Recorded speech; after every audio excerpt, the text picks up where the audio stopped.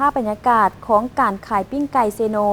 ซึ่งมีความคึกคืนหลายเป็นอาหารที่มีชื่อเสียงของแขวงสวรรณเขตซึ่งในแต่ละวันจะมีแม่ค้าเซ้าขายพากันนำเอาปิ้งไก่จำนวนหลวงหลายมาวางขาย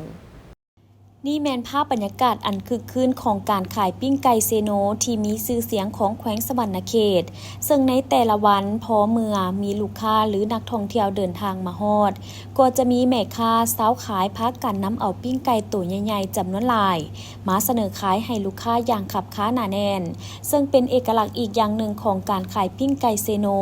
ที่บ่คือบอนอื่นโดยมีราคาประมาณ 70,000 กีบต่อปิ้งไก่1ตัวหลายคนบอกว่าปิ้งไก่เซโนมีรสชาติแซ่บที่บ่คือไผ